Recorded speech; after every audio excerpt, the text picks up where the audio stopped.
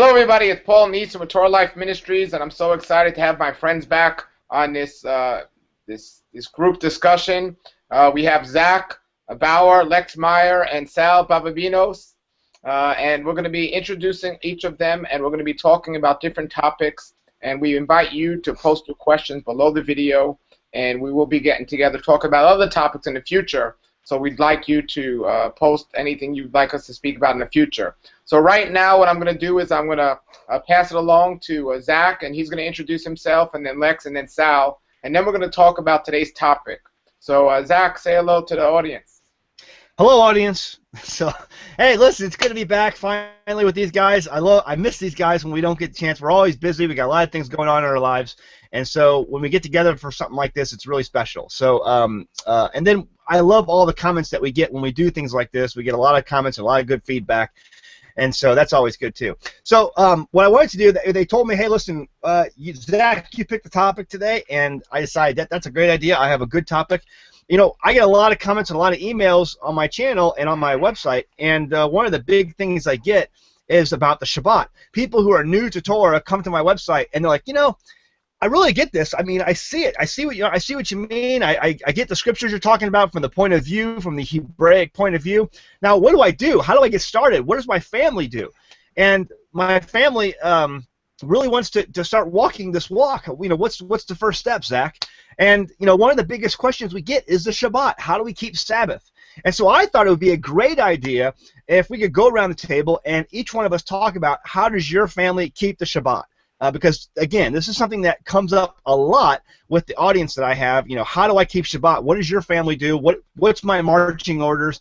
And I wanted to kind of convey the idea that there isn't a rigid set of marching orders. Really, I have found in Scripture, and we can talk about this, is really just about 5 things or so that the Father commands His people to do on Shabbat.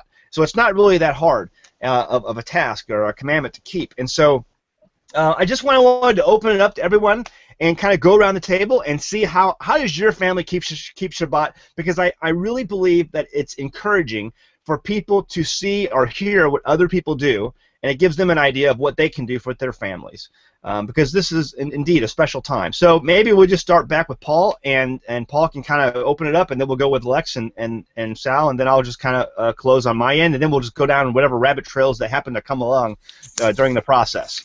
Absolutely, that's fine. But before I tell you how I keep Shabbat with my family, let's introduce Sal and Lex. Just say hi, guys, and give out maybe your website, and then I'll let everyone know how I keep Shabbat, and then we'll go down the line. So, Lex, you want to say hi? Okay, sure. Hi, I'm Lex Meyer, and my ministry is called Unlearn, and my website is unlearnthelies.com. Hey guys, I'm Saul Baldovinos, and I'm with Teshuvah Ministries, and that's teshuvahministries.net. Along with my ministry partner Scott Blair, we put together kind of a consortium of videos from across the net, which features teachers like Paul, like Zach, and like Rico Cortez, everyone on this channel as well. It's a great resource for someone who's getting started. So today's topic is perfect for the getting started page of Teshuvah Ministry. So go check that out. Wonderful, guys. It's so great to be back with you. And the topic that Zach's bringing up today is I get a lot of questions about it also, and have made videos on my website, TorahLifeMinistries.org, about it. But basically what I tell people is when they ask me how should we be keeping Shabbat, I first tell them it's not really focusing on what you should be doing. Try to focus on what you shouldn't be doing. So we shouldn't be doing our normal day's work that we do every single day. And we also got to look at the motive behind what we're doing. There are a lot of people out there that say we're never supposed to touch money or do business on Shabbat. Well, I know it's a day of rest, and it's a day to spend with our family and also with fellowship. But I also know if our motive, you know, I have no problem working hard on Shabbat, but with the motive of promoting the gospel. So when I'm with my family, I love to just rest as much as possible. I used to go to fellowship, but I have little kids, and my family couldn't always join me. So I didn't like being separated from them on Shabbat. So now we like to spend time at home with each other. It's the one day a week that I actually sleep in later than the other days. And we just have a good time in fellowship with each other. And every now and then we have a get-together with other believers, and we go hang out with them. However, we just traveled, and we with great fellowship with other people when we were on the road. And my family's away right now, and I'm here alone. And like I said, I was having a great time going out there and preaching the gospel with some friends on Shabbat and in great fellowship as well. So for us, it changes quite often, but we don't focus on what we should be doing. We like to focus on what we don't focus on it, but we're careful about what we shouldn't be doing, and we let it just take flow from there. What about you guys? I know you guys have children also. What about you, Sal? How do you do it? Well, when we first started out, we started off in a synagogue, so we went weekly to a local congregation in Texas, and we did that for quite some time. And as it happens to be, the bureaucracies, the hierarchies in an institution kind of drew us away from that kind of corporate atmosphere. So from there, we went into a home study, and it was my family, which consists of 6 kids. Oh my gosh! And I think everyone in this community would understand and cheer for that. But every time I say 6 kids, they're like, "Are they all yours?" Well, we picked some up at Walmart. The other 2 were at Target. But back to the story. We did home study for quite some time. It was my in-laws who, thankfully, and y'all willing, live right across the street from us. So we're very much like Everyone Loves Raymond. We just come in and out of each other's homes. It's a very pleasant relationship with my in-laws. So a family friend, my in-laws, we would meet every Shabbat. We would go through the Torah portions. And with kids, to answer that more directly, with kids, it is tough. We try to set aside time for a kid's learning time, but it's honestly tough for me. I don't consider myself a good children's teacher. I love getting into the Word, and I love getting into really deep studies, getting into the Paleo-Hebrew, understanding how one word can take on so many meanings just by looking at the original Hebrew context and removing the Greek mindset.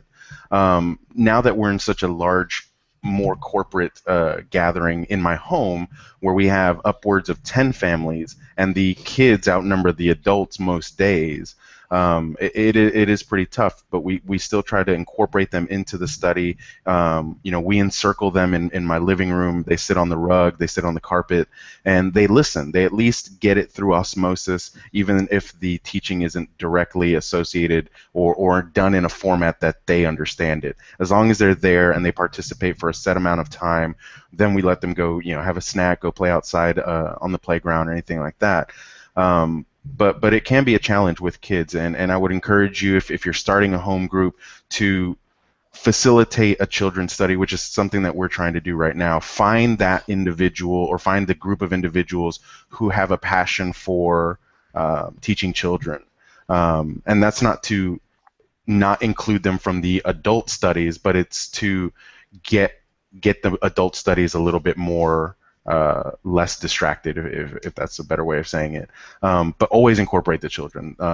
Torah tells us that we're supposed to raise our children the right way by having them hear the word. And if at a minimum they're hearing us speak and discuss and have a good debate over what we're talking about, then they at least understand that that's how it should be. That's how Torah has modeled our communities to be like. Wonderful, wonderful. That's great. Before we hear from Lex, there are a lot of people out there that often tell me that there's no fellowship near them, so they don't have anyone to keep Shabbat with.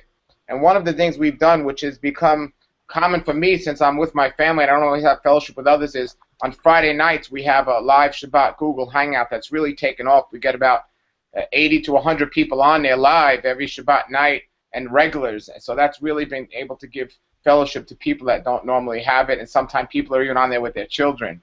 And I hope to get you guys on there at some point. Lex, what about you? You're there you just moved, so you're a little farther away from a lot of people, and Sal's like in the middle of Zach's in the middle of nowhere. But what do you do on Shabbat?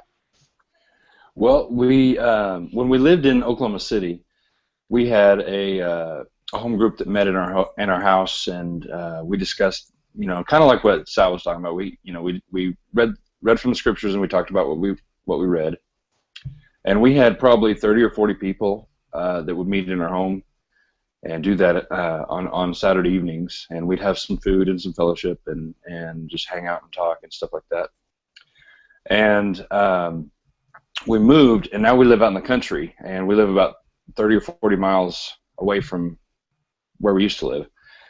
And we still have the home group that meets in our house, but we don't have the same home group that we had that meets that used to meet in our house in Oklahoma City, because some of them just can't drive that far. Some of them were coming from 30 or 40 miles on the other side of the city and coming in, and now they'd have to basically be coming twice as far. And so some of them come once in a while, some of them have gone to other home groups, but we still have a home group that meets in our house, and we still do Bible study on Saturday evenings. But it's slowed down who comes, but it hadn't hindered us from being able to have the Bible study. But we, as far as what we do on Shabbat, we have just my family. We try to have kind of a special dinner on Friday evenings to start kind of welcoming Shabbat, and we kind of make that a special deal. And we try to get the kids to sleep in on Saturday mornings, but I say try because I have a 5-year-old and a 2-year-old, and they come up when the sun wakes up, and so it's hard to get them to stay in bed and stay asleep. So usually I'll end up getting up with them and trying to keep them quiet so my wife can sleep in a little bit. And then she does the same thing for me on Sunday, so at least we both get to sleep in a little bit on the weekend. Hey, but then throughout the day on Shabbat, we will, we don't do any kind of work. We don't work on the car. We don't work on the yard. We just try to spend family time and make Shabbat about family, and do stuff with our kids, and then Saturday evenings when we have the Bible study. So that's kind of how we do Shabbat. Yeah, we have a similar approach to you as far as setting aside. Friday evening comes around, and we do a meal plan. My wife puts together a calendar of what we're going to eat throughout the week. But Shabbat, we started about a month ago, maybe 2 months ago, where my in-laws come over for dinner, and we specifically set aside a budget for Shabbat evening meals where it's a special thing. It's not, we're going to do spaghetti and garlic bread. There's nothing wrong with that, but we want to have a nice dinner. So we'll get the bottles of wine, we'll get salmon, and we'll treat ourselves to a nice big fillet of salmon. That's usually how it rolls out. This past weekend, we had a theme for Shabbat dinner, and we went Mediterranean. So my mother-in-law made falafels and tahini sauce and this great salad mix with pita and hummus. So we try to make it fun. We try to incorporate that into our Shabbat group as well, where we have some type of theme. And because it's essentially a crock pot or a potluck gathering, we put it out there, hey, this week we're bringing this. What are you guys bringing? Or let's do this theme as, I think one time last year we did foods from our countries, because we have a couple from South Africa who join us. I'm from Central America. We have Irish and just the gamut of cultures that come into our home. So everyone prepared a dish that was specific to that culture. Obviously keeping it clean and no shellfish, all that great stuff. So it's fun. To Paul's point about looking at the things we shouldn't be doing. For the longest time, when we were going to Shabbat at a synagogue, we would go out to eat. That was like the Sunday church thing to do, right? You go to church and then you go have lunch. And we were convicted when we left that we were doing the wrong thing. We were spending money on Shabbat. We were not keeping it set aside. We weren't being holy. As we continue to study and continue to really inductively study Genesis and what does it mean to work? What is work? Understanding the prohibitions that rabbinical Judaism has put on that, where you can't even flip a light switch, the burdens of the Torah that Yeshua taught against, and the traditions. For us, we were convicted that what we were doing was wrong in going out to eat. We still don't do that now, but if I have to go get a pack of water bottles for Shabbat, or if I forget to get something for a Shabbat meal, I don't feel the burden that, oh my gosh, I spent money on Shabbat, I've committed a sin. And that's a conversation that I've had a lot with new believers or people who are asking, how do we celebrate Shabbat? Is okay. Well, the Jews don't turn on a light switch. They don't even fold paper because they're creating something new. They don't cook anything. They don't start a fire. All these different things, and it's a matter of getting the understanding that they need to. Look at what the word says, and there's nowhere in Torah that says you cannot spend money, you cannot have an exchange with someone on Shabbat. Keeping it holy is an interpretation that you have to do study for, and how do you keep it holy? So that's my 2 cents on that. So before we get into mine, well, just for mine, we basically sleep in late, like some of you guys were talking about, and we don't do any work. I mean, this is a farm. There's always work to do. There's always things that need to be done. And, we do care for our animals on Shabbat. We have to care for the animals. We have to feed the animals. We have to water the animals. Those are things that you just can't ignore those things. Otherwise, they're going to die in 90-degree heat if they don't have water. And, we try to get as much done as possible before Shabbat sets in. But, there's just certain things like feeding the fish and feeding the animals that just need to be done. So we get as much of that done out of the way as possible. Sleep in late. The biggest thing I try to tell people is keep that day set apart, unlike any other. Just have it set apart. It's not, make the day special somehow. Make the day special for your family, your wife. For our dinner Friday night, we usually have guests over, and we'll keep things simple. We won't put out nice plates or tablecloth, because at the end of the evening, my wife has to put all that away and wash it and do all that. So we don't have a dishwasher we can just throw it in. Everything's hand washed here where we live off grid, and so she has to do all that. So we just paper plates, paper cups, or plastic cups, and it all goes into the trash. And so it's no work for my wife to do, or very little work for my wife to do, and so she can enjoy the Shabbat. And so he's like, yeah, you can do it for her, Zach. We're texting back and forth as we're talking. So, no. She doesn't want me doing dishes, because if I do dishes, right? If I do dishes, things go put in places where they shouldn't be going, So you'll have to make the work harder the next day, right? Yeah, exactly. Yeah, and then she's stressed out because she doesn't know where Zach put the cups at or whatever. So, so we just kind of keep things very simple, keep things fun for the kids. On Shabbat morning, we sleep in late. We give the kids up, and sometime in that morning, I give the kids a blessing. I put my firstborn on my knee, and then my secondborn, and I give them a blessing. And I think there's very powerful words that a parent can give to their children. They speak over their children, and so I give them blessings every day, or every Shabbat, every week. And then we usually go to a fellowship. We travel to town, and we get together with other people, and they bring a potluck, and we just enjoy the Word later in the day, starting at about 3 o'clock. So that gives us basically all morning and early afternoon just to spend with the family and just do nothing and just relax. And so the end of the day is complete, because we get together with other believers and we fellowship, and so that's very fulfilling for us. And then we just end the day, coming back home and getting ready for work the next day. So it's that's how we do our Shabbat. Nothing too crazy, but it's very simple.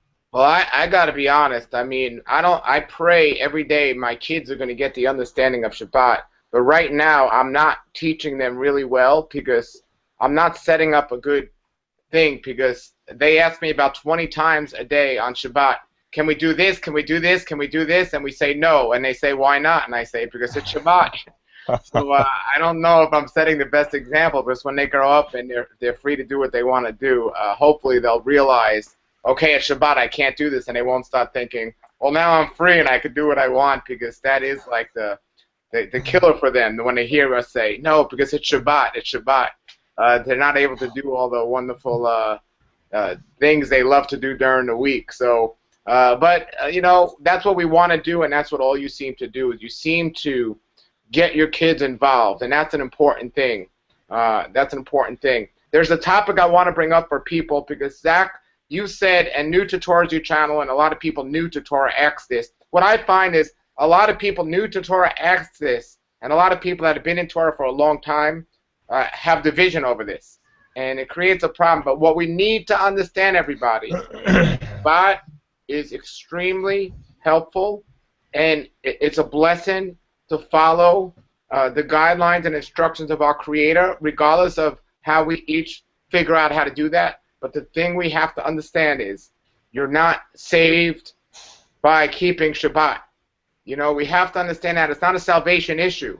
I want everyone watching to keep Shabbat and do it with joy, but you're not going to hell if you messed up.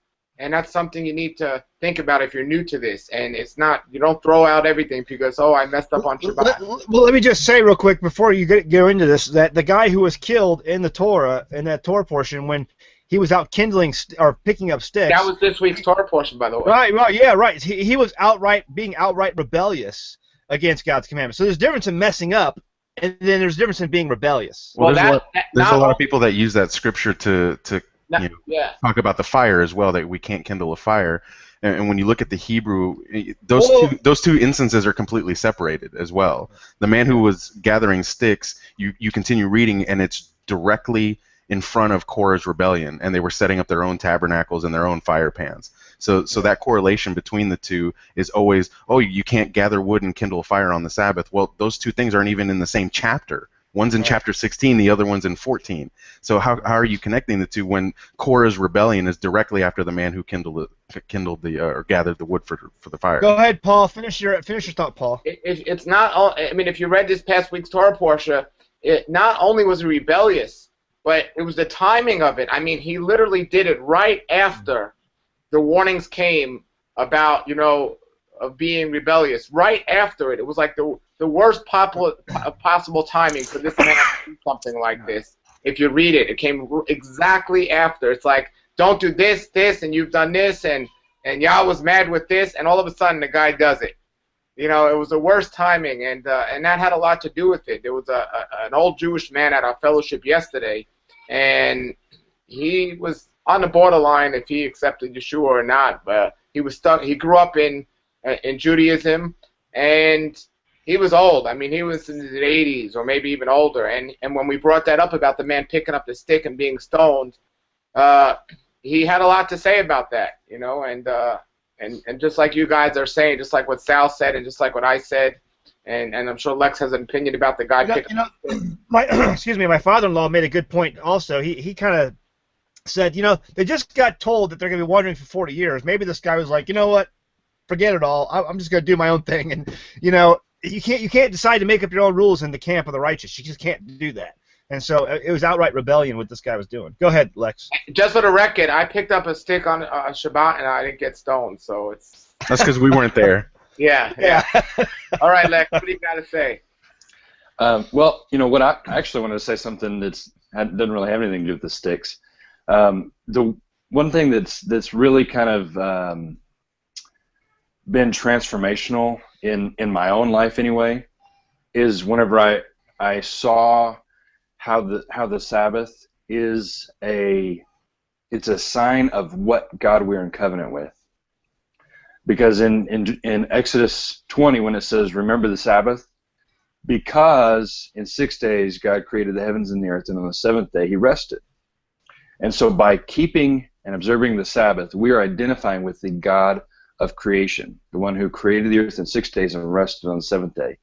And we're saying, this is the God I'm in covenant with. This is the God that I'm following. This is the God I'm serving. This is the one I love. And by keeping his commandments, we are showing who we worship and who we follow. Yeah. And so it's I heard a phrase one time, you can tell me all day what God you serve, but I want to see it by the commandments you keep. Show me what God you serve by the commandments you're keeping. And that really, when you think about it, is huge, because when Israel went into, they started doing paganism and they started practicing the pagan ways, and they started mixing their faith and incorporating pagan worship practices. Well, that was the problem, is they were not serving the God of Israel anymore. They were serving pagan gods.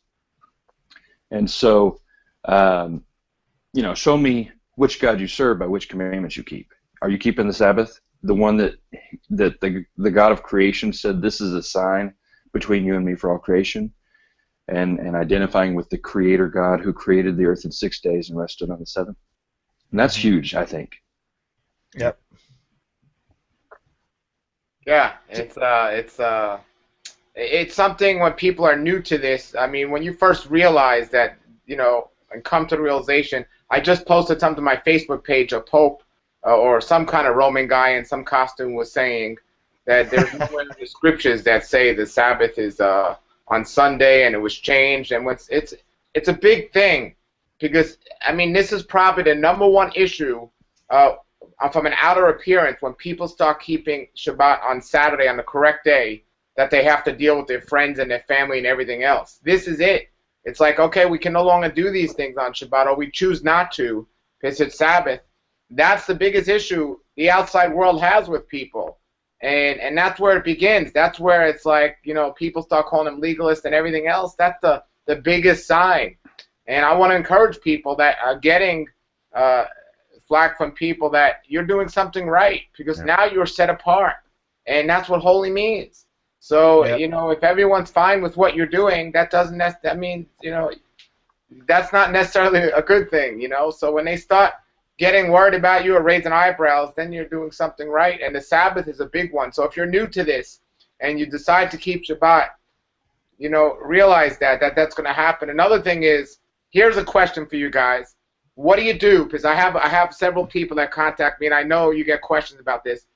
What do you suggest people do when there's a family with kids and one spouse is convicted to keep Shabbat and the other one is not? What would you recommend for people in that case? Stoner.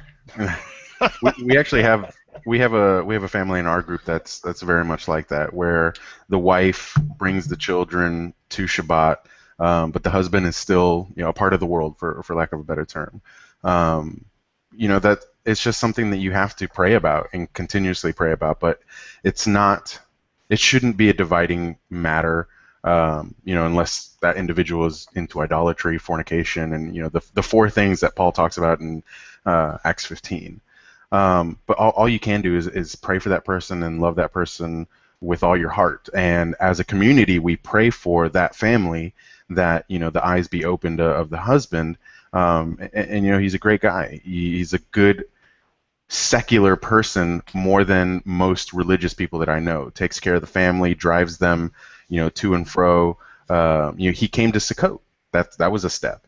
The advice that I can give is just to continuously pray. There's going to be division. There's going to be arguments over it. But at the end of the day, you have to be committed, because the covenant, as Lex pointed out, the covenant that you've made with the Creator supersedes the covenant that you've made with your spouse. Because of our hardened hearts, Moshe gave us the ability to divorce.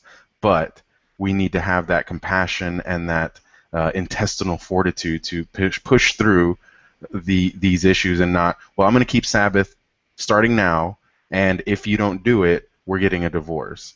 Paul talks about this walk and this journey being a race. And you talk to any athlete out there, they don't go run a 5K because they decided to go run a 5K today. They have to train for it. They have to figure out what works and what doesn't work, what foods are good for you, what foods are not good for you. They have to exercise. They have to stretch. They have to do all of these things in preparation before they can get it perfected and actually do the intended goal of the 5K or the marathon. So you have to just take it one day at a time, continue to pray. If they're not a praying family, then make sure that, if your community, if you have one, if you can find one online or get on Facebook. Community is such a loose term in this digital age. You can have people pray with you, pray for you. Join Paul's Shabbat study. Have that conversation with your spouse and say, this is what I'm doing. I encourage you to join me in it. And if you don't, I understand. I'm not going to push it on you. I'm not going to force you. And I think that type of love and that type of compassion will ultimately soften their hearts and show them the true mercy that Messiah gave everyone. Because Messiah didn't go around beating people over the head about keeping Shabbat. He just said, keep my commandments, and that's it. Go and sin no more. It's simple enough. Go and sin no more. I often equate this to when I was in the military. In people who are non-commissioned officers, NCOs, which are sergeants and above, all the way up to officers. An officer comes and he'll give his platoon or his NCOs an order from up higher, It comes down to him. He gives it passes down the chain of command. And at some point, the person, the little E5 sergeant platoon leader or squad leader has got to figure out, okay, this is the order. It's up to me to figure out how I carry it out. And so that responsibility falls on me. Now, it may not be how the other squad leader carries his order out, but I'm going to carry my order out the best way I know how, and he makes that decision on his own. And so, it's like the same way with the commandments. When the orders come down, when we look at the commandments, we understand, okay, we need to keep Shabbat, we need to rest on that day. There's different ways you can figure out how to keep that commandment, but keep the commandment. Mm-hmm. There's different ways you can figure out how to carry out that order, but the order is to carry out the order. And so I equate the military, because I see a lot of the military, in how the tribes are arranged and how Israel itself is arranged. It's very military-like. And so, it's the same way when we would get an order in the military, you're to carry out that order to the best of your ability. You may be different than somebody else, but you still carry out the order. Yeah, and also from a military standpoint, keep in Hebrew is shamar, to guard it. Yeah. It's not so much keeping it to yourself and how you keep it, but guarding the Sabbath. You are protecting it from the outside elements, the outside world. You are placing a hedge of protection, like farmers did with their sheep or shepherds did with their sheep. You place a thorn bush around the Sabbath so that the outside world does not influence what you do. But my meaning is my thorn bush doesn't have to be isn't bad because it's different than your thorn bush. Right. Do you know what I mean? But there are people who will attack you because you don't have the same type of thorn bush that I do, and so you do it differently, so you're wrong. And that's where the traditions and doctrines of man come in. And so that's my big thing. So one of the big things I get in my email is that right there, that my thorn bush is different than your thorn bush, and so therefore you're wrong. Yeah, well, we have to understand, we're here to help each other, and that's what we have to do. We have to think, just like when you're new to Torah in general and people start questioning you, first thing I always think is, well, what's their motive? Do they sincerely want to learn or help me, or are they just trying to, find something wrong? So if somebody's going to rebuke you about the Sabbath or the way you're doing something, pray about what's their motive. If their motive is really to learn or to help you and judge you righteously, well, get in a nice discussion with them. But if you see their motive is just to, prove you wrong or prove Scripture wrong, do your best to avoid that thing. Because, look, even though we're all doing it our own way, that doesn't mean we're doing it right. And that's what we're here for, to help each other. We're here to, look, I can be thinking I'm doing it right and doing something wrong, and if one of you guys tell me, let's look at Scripture together, I know your heart, and you know my heart. But if somebody comes to you, with the wrong heart, then you got to just try to avoid them. So it is an individual thing, and we have to look at it that. But what's somebody's motive when they start questioning you? And ultimately it comes down to, look, it's your family, your house, and, it's an individual thing, and people do it in different ways. And I travel around, and I see people doing it in different ways, and sometimes we pick up new ideas. Sometimes we try different ideas. I mean, we all have the ultimate setting and what we'd like to be doing, but then we have life. And, I have a little kid and I have an older kid, and my little kid's not going to hang out all afternoon at some stranger's house in a fellowship, and especially not in a congregation, without crying and disrupting the whole place, where my older child might be able to do something like hanging out there all afternoon or something. So each situation's different, and it changes. As my little girl gets a little bigger, that might change. We might be able to go to certain environments more, but so it's always different, and I want to encourage people to get on a Friday night hangout, because it's a great way to open up Shabbat.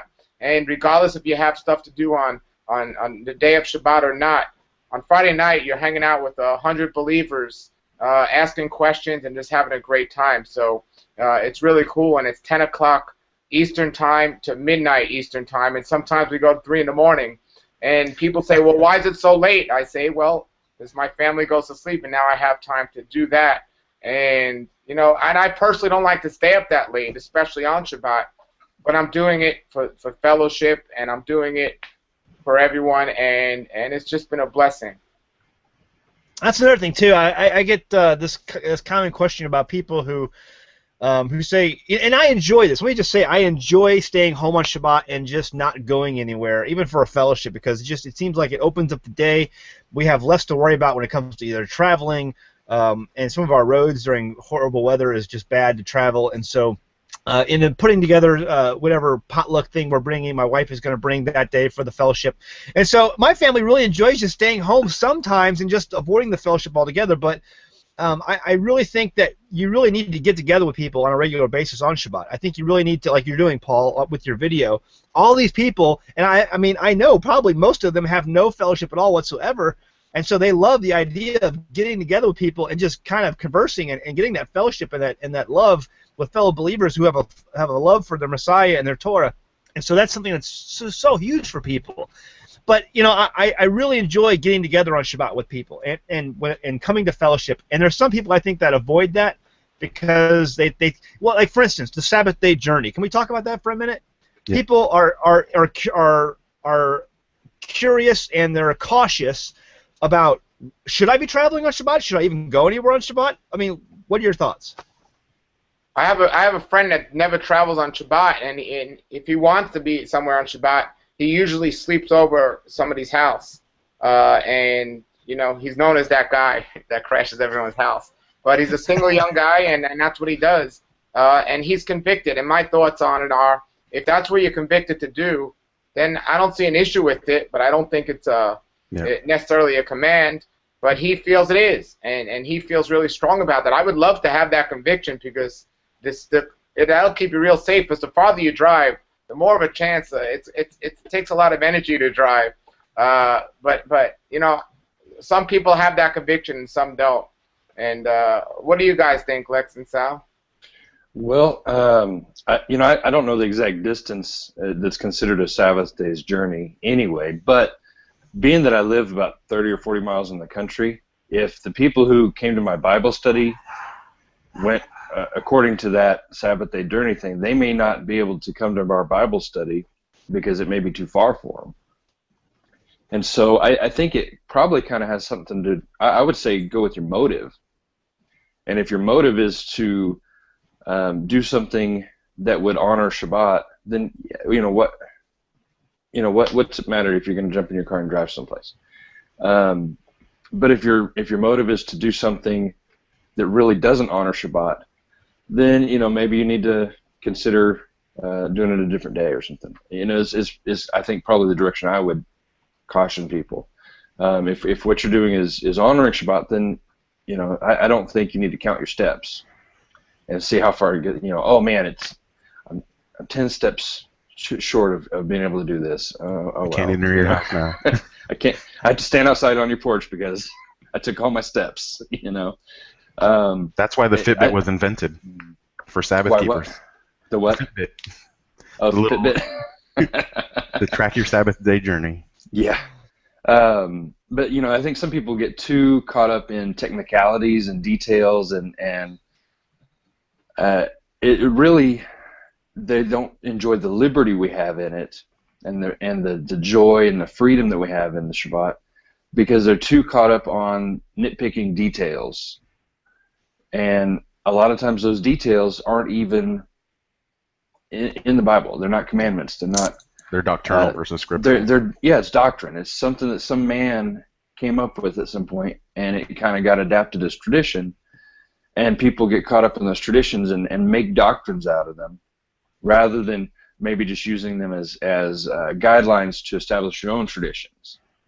And so I don't think there's anything wrong with having a tradition, but you don't want your tradition to supersede or to trump what the Scripture says. Exactly. And so, it's fine if you have a tradition of eating, salmon every Friday night, but don't make a doctrine out of it that you have to have salmon every Friday night, because that's not, that's just silly. That's not biblical. You know what I mean?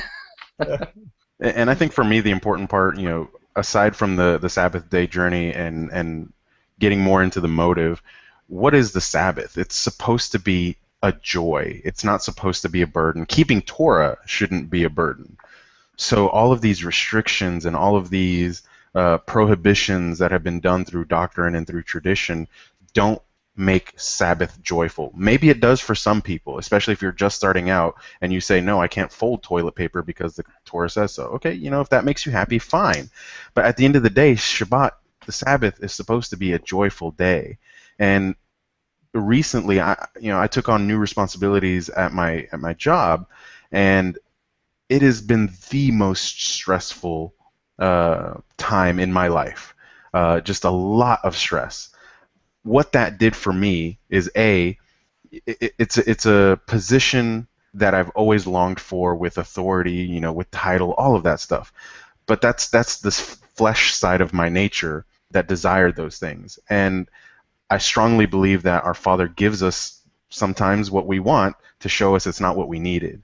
And now I'm at a point where, okay, I've overcome some of the hard stress transitions that have happened in my workplace, but what that forced me to do was what I wasn't doing in the first place, was praying every single day, praying every single morning, praying in the evening, praying with my kids. But it also made me long for and cherish and have a very joyful Shabbat. That's what it made me realize, that through these 5 days of just turmoil and stress and meetings and just back and forth, that when Friday evening came, I could just clear my mind of it, turn off my email, turn off all my electronic devices that would have me remembering about work, and just set it aside and say, now it's my time to be with my family, with my Creator, and with my community. So if something is a burden for you to keep on the Sabbath, as long as it's not truly violating Torah, put it aside for right now. Put it on the shelf. Come back to it. Study it inductively. Look at the Hebrew. Look at the characteristics of who these people were, why they did the things they did, and understand what it meant to keep Sabbath a joy. Mm-hmm. One of the things people often ask me about Shabbat, people that are new to this, is are they allowed to exercise on the Sabbath, or could they exercise on the Sabbath? What's your opinions about that? How would you answer that if somebody asked you guys that? Just actually, I get that question, but in different forms. Like, is it okay to go out and work on my garden on Shabbat, or is it okay to go hunting on Shabbat? And so my thing is like, no, that's like completely. That's like hunting and gathering. That's like gathering food and doing the things that they were all back in biblical times were taking a break from. And so I tell people, no, absolutely not. I mean, and not only that, but I look at Isaiah 58 and going after your own pleasures on my holy day, looking after the things that I want to do, that my flesh wants to do. My flesh wants to go fishing or hunting or work on my garden because I love my garden or I love my whatever. And it's just, that's my flesh speaking out and saying, I want to do those things.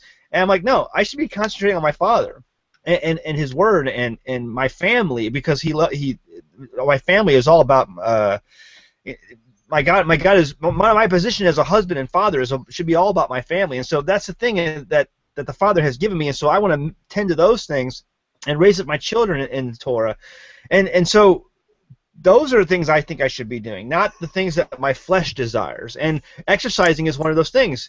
I really want to go out and exercise because I can't find. What really is the deal is you can't find time to go out and exercise during the rest of the week, or go hunting, or go fishing, or go do whatever these some of these things are. That should be something you can make time for on the other. Make time for your Father on the Shabbat. I mean, am I wrong here? Well, I mean, yeah. Go ahead, Lex. Well, I was just going to say, I think a lot of the problem is people don't know what to do with empty time, empty space, sleep. White space. You have this. You have 6 days of your week is just crammed full of activities. You have everything scheduled, everything planned. You pull out your calendar and you have something going 9 o'clock, 10 o'clock, 11 o'clock, 12 o'clock. All day long you have something going on. And you get to Sabbath and you have a day that's empty, a day that has nothing planned, a day that has nothing scheduled, and they say, wow, what am I going to do? I need to fill this up with something. I need to go out and wash my car. I need to go fishing. I need to, whatever. And I really think that has a lot to do with it, and we need to learn how to be still, and how to listen, and how to be quiet, and how to wait, and have that quiet space, and have that emptiness, so that maybe God can put something in it for us, instead of us trying to fill it up with something. Yeah, let Him speak to you. Yeah, and it's I'm reminded of the time when Elijah went up on the mountain, and it said there was a great storm and there was a great wind and all this stuff, but God wasn't in that. and then there's this still small voice, and that's when God spoke to Elijah. And it's one of those things that we have so many distractions throughout the week. Sometimes Shabbat's the only time we take, we have a moment of free time where we can just sit and listen and say, God, what have you been trying to say to me all week that I haven't been able to hear because I've been too busy? And today I'm gonna clear my calendar for you, and let's just spend time together, just me and you, Father. And just like I want to spend time with my kids on Shabbat, our Father wants to spend time with us on Shabbat. And so it's a time when we should clear our calendar and make room for Him, just like all the feasts. In Leviticus 23 it says, "These are the feasts of the Lord; these are my holy convocations." And it's like He's saying, I put these on the calendar. These are the times that I have set apart and said, you guys make room for me. Clear your calendar and meet with me on these days. And Shabbat is one of those days. And so we need to figure out how to clear our own calendars so that we can meet with our Father and enjoy the time that we have with Him and not try to clutter it up with busyness. Yeah, if there's any question who truly has dominion over the earth right now after the fall, you can look at that lifestyle. We fill our lives with meetings. We fill our lives with little things to do, material possessions. There's no question in my mind who holds the deed to the earth right now because of Adam's fall, because the adversary is trying to keep us away from the Sabbath. And we have these discussions about, is the Sabbath a lunar Sabbath? Is it a solar Sabbath? Is it the seventh-day Sabbath? Is it Sunday? Did Constantine really change it? All of these divisive topics that have the opportunity to continue to divide us. But at the end of the day, your conviction about how you keep Sabbath is not everyone's conclusion, and that's the important part. Your conviction is yours. If you do Sabbath in a particular way, or if your hedge of thorns is done in such a way that isn't like mine or isn't like Lex's or Paul's, that's okay. Because at the end of the day, we're honoring our Father. We're keeping the fifth commandment from a spiritual standpoint. We're honoring our Father, and we're setting time aside to be with Him, to learn from Him, to learn from each other, and to edify each other's studies, to edify each other's walk. Because in the military, when you're on a road march, when you're on a run, you pick up that battle buddy. You help him up, and you get him up on his feet so that he can continue that race, continue that march, because you don't leave that man behind. Okay, and that's the important part about Sabbath, is leave no man behind, and continue to have that study.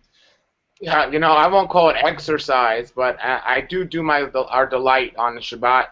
There's a big park across the street from our house, and we don't get a lot of family time during the week to just everyone together all the time as much as we would like, without some type of distraction. And on Shabbat, I'll be honest with everyone, and we really enjoy it. We take a bike ride at the park sometimes as a family. And some people might look at that as exercise. Some people might look at that as family time. But if somebody's watching, whether you're new to Torah, you've been doing it a long time, I think it's okay to do that. And, Well, it goes into interpretation, Paul, because how you interpret exercise, I could turn around and say, well, me getting out of bed and stretching, I just exercised my body. I worked. Stone him! Exactly. It all goes back to how you define things, and Sure. on an individual basis, your definition or your understanding of exercise or work is completely different than mine, and we have to just come to the middle and understand. At the end of the day, we're celebrating the Sabbath. Sure. Like you said, we're going to find our individual ways to do it. But that scripture Zach brought up about not doing your own pleasure has really caught a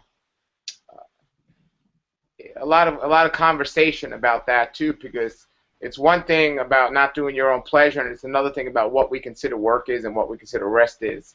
Oh, you can take anything like that, I think, and it can go to the extremes of it, right?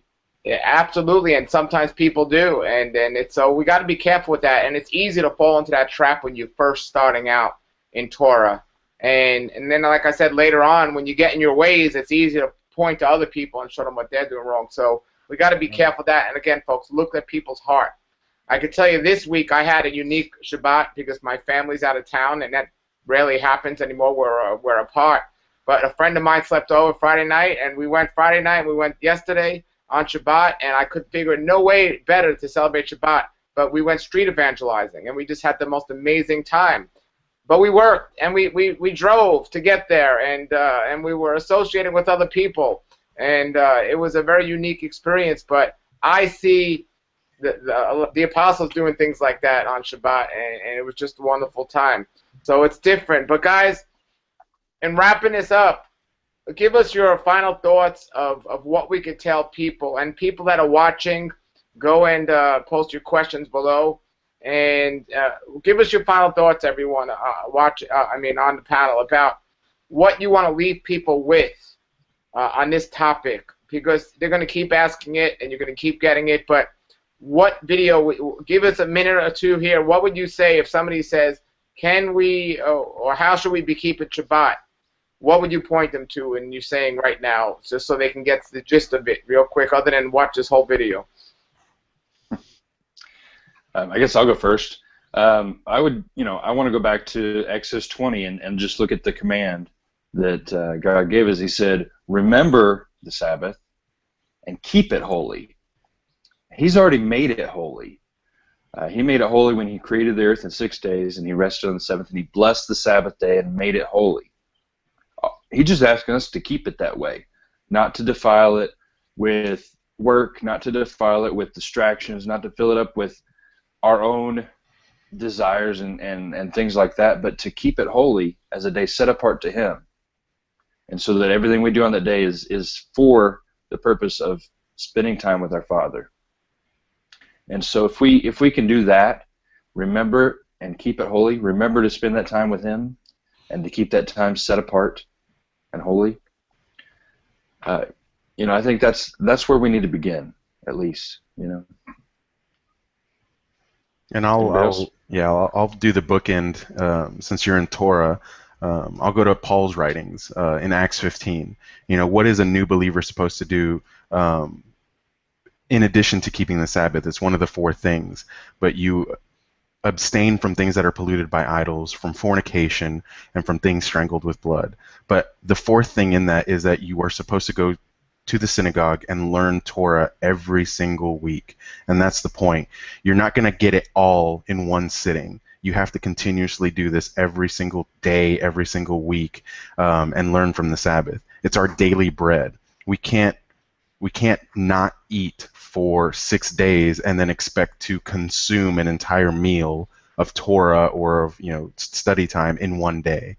It has to be a daily walk, and you have to understand that you're not going to get it all right away. You're going to make mistakes, and you're going to get trapped into doctrine, into tradition, and that's okay because it's a part of the process. Arthur Bailey has a really great teaching on the religious traps of the Messianic faith. If you have a chance to check that out, if you go to teshuvaministries.net under the Getting Started section, it's the last video on there. And we made it the last video on purpose because you're going to study all these Getting Started videos from 119, from Zach, from Paul, but at the very end, you got to understand that this walk or any walk comes with its traps. You can use the example of CrossFit. That individual who just started CrossFit is going to be nailing CrossFit on everyone's Facebook feed or whatever. Someone who's into the raw diet who just got into it is always going to be talking about this.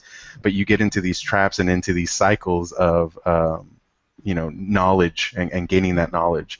But the important thing is your conviction is not everyone's conclusions, and just make sure that when you're studying to be edified and you're edifying others. And I love your point, Lex, about keeping it holy, that our Creator made it holy. Our responsibility is to keep it holy. Yeah, Lex's answer is my answer, so I'm just going to go with what he said. I mean, keep it set apart, keep it special, and it's the first mention of the feast. It's a feast. Make it a feast. Make it something special. Set it apart. There you go. Sure. Well, in the scriptures, I was talking to a fellow about this last night when it talks about those that won't make it into the kingdom, and it talks about liars and adulterers and all these things. It doesn't say there, people that break the Sabbath are not going to make it. And we were wondering this, and we said, well, you could look at that two ways. One way you could look at that as, well, you know, it was so commonly kept that they didn't even think, like nobody struggled with it back then. The other way you could look at it and say, like, well, it's not one of the four things mentioned in Acts 15 either. So you could look at it from two different viewpoints. Well, that's like the thing. said, It is. It is mentioned in Acts 15 because the assumption is that you would go to Sabbath every single week to continue to learn. So it's those three things that you abstain from, but you continue to learn more because you, like you just said, culturally they did Sabbath. That was a part of their life. So yeah, but absolutely. But that's what I'm saying. It could be looked at from two different ways. It's not specifically mentioned, but if it was so normally done, then you could look at it a way of that's why, because everyone did it. You don't have to mention it. So you could look at it that way.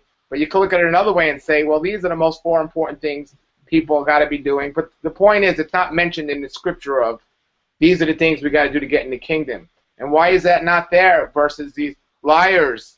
You know, we know the Sabbath is mentioned much more in scripture than lying, and there are scriptures of righteous people lying. But it says in the scripture, liars won't get in the kingdom, but it doesn't say Sabbath keepers won't get in the kingdom. So what I'm saying is, like we said earlier, is we got to understand.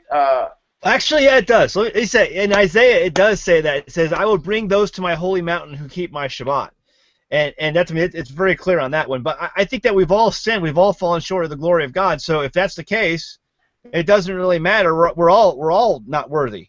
So my thing is, it goes back to that heart. You know, do I have a wicked heart, like it says that we all have, or have I decided I'm going to circumcise my heart and do things the way and follow my Father's commandments the best of my ability, and the best of my ability would mean to keep the Shabbat, and I'm not going to do it perfectly. I'm not. I'm going to screw up. So if I do that, if I screw up, am I doomed? Am I not getting into the kingdom ever? I think the Father's going to overlook. That's where the grace comes from. Yeah, this child has the willingness to obey my commandments, and so that's where I believe it falls. My point was, in the renewed covenant, it was either so commonly done amongst the believers that were preaching the gospel that they didn't even have to mention it, or they didn't give it as much of significance of other things. But it's just in the new covenant, it's not there with these other things that are so preached about. And I mean, that's the thing I argue with Stephen Anderson about. You know, it doesn't say anything in the new covenant about not sleeping with your sister. That's because that was just like one of the most obvious things that, you didn't need mentioning. So it doesn't talk about sleeping with, an animal either. So it doesn't, I tell Stephen Anderson, does that mean we can do it because it's not mentioned in the New Testament? No. But it was something that was so obvious to the people of that day that it didn't need mentioning. Everyone kept the Shabbat. Everyone, was supposed to keep the Shabbat. Absolutely, and this is what, with Constantine changing it and changing the day and all the other crazy stuff that's happened, people are farther away from it now than they've ever been before. And for them to turn around and come back to it is a great sign of their faith. And also, it's the most amazing confirmation that Yahweh has at least begun, and maybe even more than that, lifted the scales from their eyes. And it's a great testimony of one's faith. And so I think we could all agree, no matter how you decide to do it, do it. And try to keep it and learn, and you will learn more. And we could say the same thing about Torah. We could say the same thing about the feast days and everything. Stop ignoring it. Stop making excuses and looking for loopholes. And honor the day that our Creator told us to honor. And do it with the right heart. And blessings are attached to that. Are you all in agreement with that? Yeah. Great. And can I throw in one last thing also? It kind of goes along with the last little bit that you guys have been talking about. Is our Messiah, Yeshua, said the Sabbath was made for man, not man for the Sabbath. And it's a gift to us. And so we need to welcome it as a gift and thank God for it and bless it and treat it as something sacred and special to us. It's for us. We were not created to keep the Sabbath. The Sabbath was created for us. It's a day of rest for us. It's a day of fellowship. It's a day of spending time with our Father. And so it's a day for us. It's not a day against us. And I think that's where a lot of people get it backwards. and they think that I have to make sure I step through all these hoops and I do all these right things, make sure I don't violate it, because I don't want to step on it and break it, and it's not it's not as delicate as I think people act like it is. We're not going to break it that easily. I think that we have to intentionally try to break it. If we're trying to uphold it, if we're trying to keep it, if we're trying to honor it, I think that's, it's made for us to do so. And so I'm saying this as a means of liberty, that there's freedom in keeping the Sabbath. It's not a burden. And so I don't think we need to look at it as something that is so fragile that we're just going to break it every time we, give somebody the wrong look, or every time we, Take do 50 anything. more. Yeah. Take too many steps. Yeah, I walked too far today. I scratched my head. I turned the light switch on. You're not breaking the Sabbath. It's not that fragile, But anyway, you guys have anything else? No. Post your questions below, everybody. Zach, anything else? That's it. No, that's a great topic. I'm glad we brought it up. I thought, I think people are going to get a lot of encouragement from this. Wonderful, wonderful. Sal, how you doing? Anything else? No, that's it. I think just continue to read the Word and do it to the best of your abilities. Wonderful. In case for people that are watching, myself and Sal were able to put our ministry websites on the screen because of connectivity issues. Zach and Lex were not. So, Zach and Lex, give out your websites so people know what they are. My website is new2torah.com. New, the letter 2, or the number 2, Torah.com. And you can go there and see this video and other videos that we've done in the past. I haven't updated it in a while. I'm going to update it today, I think. So all my stuff's on there. Okay. Wonderful. And maybe I should have just wrote it on the blackboard behind me here. Mine is unlearnthelies.com. And if that just seems like too much to write out, you can just do unlearn.cc, and that'll kind of shortcut you there. But unlearnthelies.com is mine. Thanks. Wonderful. And while we're at it, Sal, even though it's on the screen, tell everybody yours for those that are just listening and not watching. Sure. It's Teshuva, which means to repent, to turn around. TeshuvaMinistries.net. Wonderful, and mine is TorahLifeMinistries.com or .org. All right, everybody. Well, thanks for checking us out. Thanks, guys, for joining. We've got to do it again, hopefully sooner this time than later. And Shabbat Shalom, everybody. Shabbat Shalom. Shabbat Shalom.